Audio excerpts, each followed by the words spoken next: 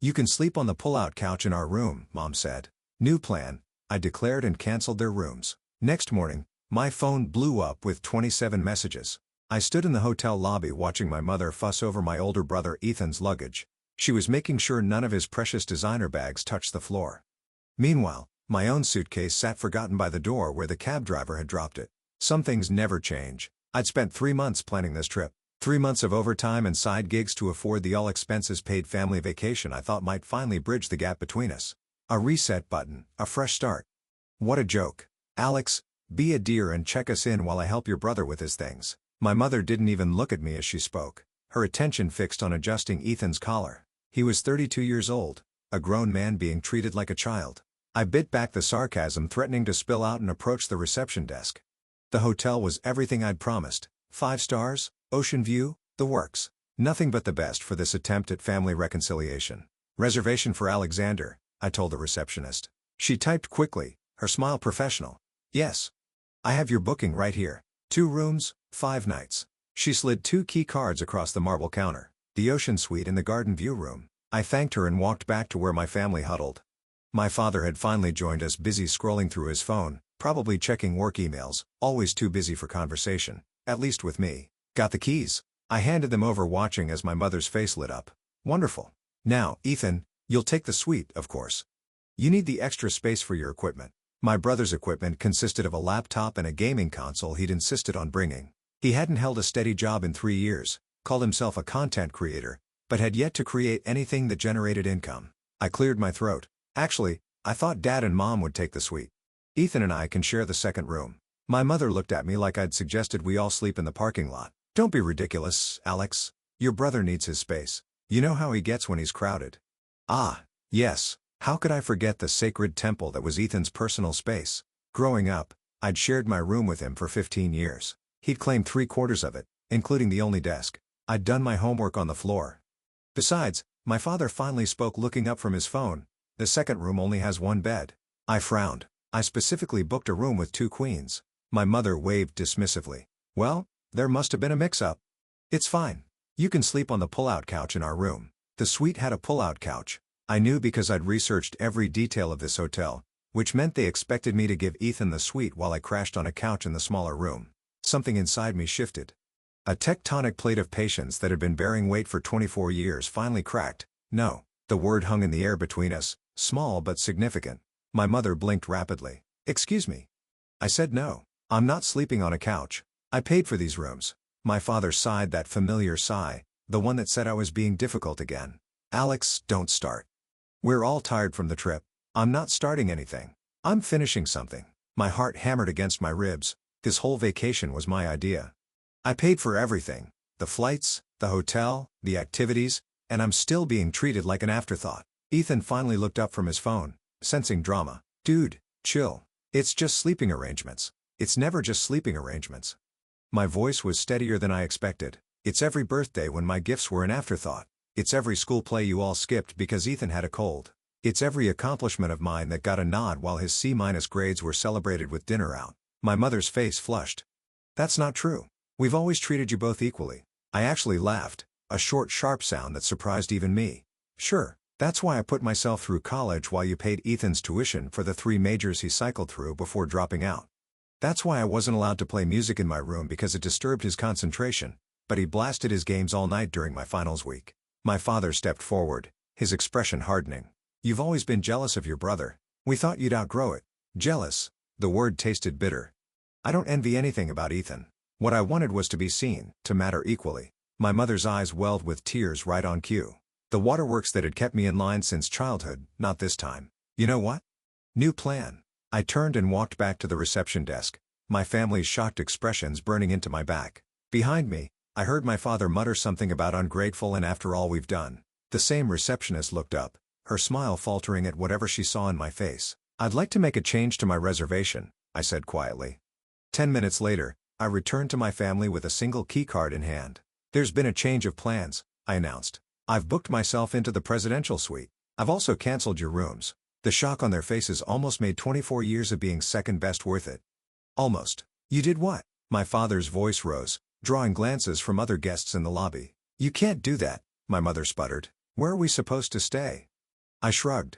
There's a budget hotel about 2 miles down the road. I hear they have pull-out couches. My father's face turned an alarming shade of red. This is unacceptable. I demand to speak to the manager right now. He stormed toward the reception desk. The receptionist, the same one who'd helped me minutes earlier, gave him a practiced smile. I'm sorry, sir, but the reservation was in your son's name. He has every right to modify it. This is ridiculous. He can't just leave us stranded. My father turned to me. Alex, you fix this right now. You're ruining our entire vacation. My mother grabbed my arm, her nails digging into my skin. How could you do this to your family after everything we've sacrificed for you? Ethan stepped forward, his customary smirk replaced with fury. You know you were always the backup plan, right? Mom and Dad only had you as insurance in case I needed something. You were supposed to take care of this family, not sabotage us. The naked truth of his words hung in the air between us. It's not meant to be funny. I pulled my arm from my mother's grip and picked up my suitcase. For once, I'm putting myself first the way you all have always put Ethan first. My father stepped closer, lowering his voice to a threatening whisper. I'll take legal action if I have to. You can't do this to us. That's just it, Mom. What exactly have you done for me that compares to what you've done for him? Name one thing. Silence, heavy and telling. My father tried a different approach. Son, I know we haven't always been perfect, but this is extreme. We came here to spend time together as a family. No, Dad, I came here hoping to finally be treated like an equal member of this family. It took less than 10 minutes in the lobby to show me that's never going to happen. I turned to walk toward the elevators, then paused. The vacation activities are still booked. You're welcome to join me for the sunset cruise tomorrow if you can find accommodations nearby. The elevator doors closed on their stunned faces. My hands trembled as I pressed the button for the top floor. Years of suppressed emotions threatened to overflow, but I held them back. The presidential suite was ridiculous, bigger than my apartment back home. Floor-to-ceiling windows overlooked the ocean, waves crashing against pristine white sand. A bottle of champagne sat chilling beside a fruit basket. I walked to the window, watching the sunset paint the sky in shades of orange and pink. My phone vibrated continuously in my pocket. I ignored it. For the first time in my life, I'd chosen myself. The weight of always being second best, of contorting myself to fit into smaller and smaller spaces to make room for Ethan's expanding ego, it was gone. I popped the champagne, poured a glass, toasted my reflection in the window to no longer being second best. The night passed in blissful solitude. I ordered room service, took a bath in a tub big enough to swim in, slept in a king-sized bed without having to listen to Ethan's snoring or video game sound effects. Morning brought 27 text messages and 8 missed calls, most from my mother growing increasingly frantic. The last one sent at 3 a.m. informed me they'd found rooms at a motel 30 minutes away. The guilt trip was laid on thick. My father's back was acting up from the uncomfortable bed. The place was dirty. Ethan couldn't sleep with the highway noise. I set the phone down without replying. Breakfast arrived on a silver tray, eggs Benedict, fresh fruit, coffee, and a silver pot. I ate on the balcony watching early morning swimmers brave the waves below. The sunset cruise was scheduled for 5 p.m. I spent the day by the hotel pool reading a book I'd been meaning to get to for months. No one interrupting me. No one needing something, just quiet and sunshine. I arrived at the marina 15 minutes early. Part of me wondered if they would show. They did. Looking rumpled and tired, they huddled near the ticket booth. My mother's eyes were puffy from crying. My father's mouth was set in a grim line. Ethan looked like he'd slept in his clothes. I approached slowly, uncertain of my own feelings. The anger had subsided, leaving something cooler and more resolved in its place. You came, I said simply. My father nodded stiffly. We said we would. The cruise itself was beautiful. A catamaran with maybe 20 other tourists glided through the water as the sun began its descent. I kept to myself standing at the railing while my family clustered awkwardly near the bar. Eventually, my mother made her way over to me. She'd fixed her makeup, but fatigue lined her face. This is childish even for you, she said quietly, making us stay in that dreadful place. I'm not making you stay anywhere. You're adults. You can book your own hotel. In peak season, everything nearby is booked solid, she sniffed. Your father had to take allergy medication. The mold in that place. Mom? I turned to face her fully. I don't care. Her eyes widened. I've spent my entire life caring about everyone else's comfort while sacrificing my own. I'm done. This vacation was supposed to be a chance for us to reconnect as equals. Instead, within minutes of arriving, I was relegated to the couch while Ethan got the master suite. Some things never change, and I've accepted that now. So this is punishment. I shook my head. No. This is me finally setting boundaries. This is me saying I deserve better than what this family has offered me. She had no response to that. After a moment, She walked away back to my father and Ethan. I watched the three of them huddled together, occasionally glancing my way. Always a unit, me always the outsider. The sun dipped below the horizon, painting the sky in brilliant hues. Other tourists snapped photos. Couples embraced. Families laughed together. I felt a presence beside me and turned to find Ethan. He leaned against the railing, looking uncharacteristically serious. "Pretty sunset," he said awkwardly. I nodded. "Look, this whole thing is stupid." He ran a hand through his hair. "Just give Mom and Dad their room back. They're too old for that motel crap." Of course, he wasn't here to apologize. He was here to fix the inconvenience to himself. "If you're so concerned, why don't you give them your room since it's stupid?" He scoffed. "Are you kidding me? And sleep where? In that roach-infested hellhole? The water isn't even hot." He leaned closer, his voice dropping. "You know your place in this family. You're the fixer, the provider. That's your whole purpose. I'm the one they actually wanted. Funny how that works, isn't it? Everyone's comfort matters except mine." Ethan's expression darkened. "You've always had this chip on your shoulder. Poor Alex, so neglected. Meanwhile, you're the one with the stable job and the nice apartment. You're the responsible one everyone depends on." "You're making my point for me," I replied calmly. "I am the responsible one. I am the one everyone depends on. And how am I repaid? By being expected to sleep on a couch so you can have a suite to yourself. It's just a room, man." "No, it's not. It's the story of our entire relationship. You take, I give. You demand, I accommodate. You need, I provide. I'm done with that story, Ethan. I'm writing a new one." The catamaran began its return journey to the harbor. Ethan retreated back to our parents without another word. The next 3 days passed in similar fashion. I enjoyed the resort amenities while my family struggled with their subpar accommodations. They joined me for the pre-planned activities, a guided hike, a local cooking class, a historical tour. Each encounter was strained, heavy with unspoken resentment. On the final night, a knock came at my suite door. I opened it to find my father standing alone in the hallway. "May I come in?" he asked formally. I stepped aside, allowing him entry. His eyes widened slightly as he took in the luxurious surroundings, the remnants of my room service dinner on the dining table, the spectacular view. "Your mother wanted to come, but I thought it best if we spoke man to man." I said nothing, waiting. He cleared his throat. "What you did was petty and uncalled for. Not the opening I expected, but classic Dad. No preamble, no softening." "Is that all you came to say?" I asked. "No." He paced toward the window, then back.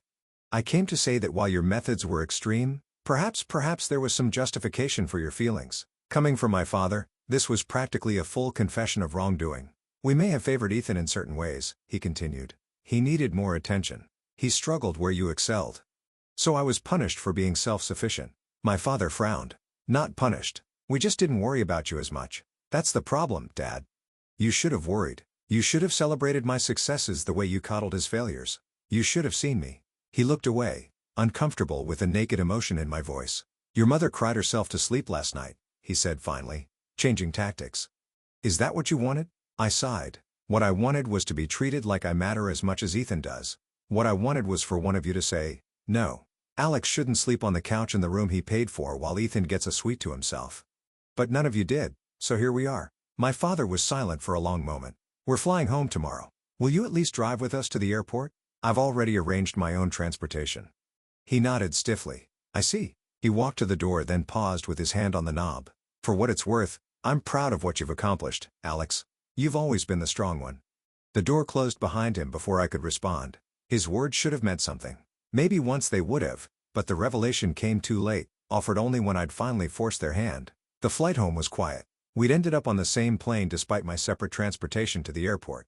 I'd been upgraded to first class, another perk of the presidential suite. I glimpsed them boarding after me, filing into economy without looking my way. Back in my apartment, I found myself standing at the window watching the city lights blink on as dusk settled. My phone had been silent since we'd landed. No calls, no texts, no guilt trips. The quiet felt different this time. Not the tense silence of disappointment, but the peaceful absence of obligation. For the first time in my life, I wasn't calculating how to make myself smaller, how to contort my needs to accommodate Ethan's. I opened a bottle of wine I'd been saving for a special occasion. Disqualified. I toasted my reflection again, but this time it wasn't bitter. It was a salute to the man I was becoming, someone who valued himself enough to demand fair treatment. In the days that followed, I rearranged my apartment, setting up the spare room as a home office instead of the perpetual guest room it had been, always ready for Ethan's impromptu stays whenever he was between places. I booked a solo trip to Portugal, something I'd always wanted to do but had put off because my vacation days were typically spent helping my family with their emergencies. My shoulders felt lighter, my mind clearer. I found myself smiling more at work, engaging more authentically with friends. People noticed the change. A week passed, then another. The silence stretched, becoming its own kind of statement. I threw myself into work, accepted a promotion I'd been hesitating on because it would mean less time available when my family inevitably needed something. Now with the ties severed, I embraced the opportunity. A month after our return, a letter arrived in my mailbox. No return address, but I recognized my mother's handwriting instantly. Inside was a check for the full amount I'd spent on the vacation and a note. Reimbursement for our portion. Thank you for the opportunity to see ourselves through your eyes. I sat with the check for a long time, turning it over in my hands. This wasn't an apology, not really, but it was an acknowledgement. They had seen finally what I'd been trying to show them for years. Too little, too late, perhaps, or maybe the beginning of something different. I picked up my phone and sent a text to my mother. I got your check. Would you like to meet for coffee next weekend? 3 dots appeared, disappeared, appeared again. Finally, yes, your father and I would like that very much.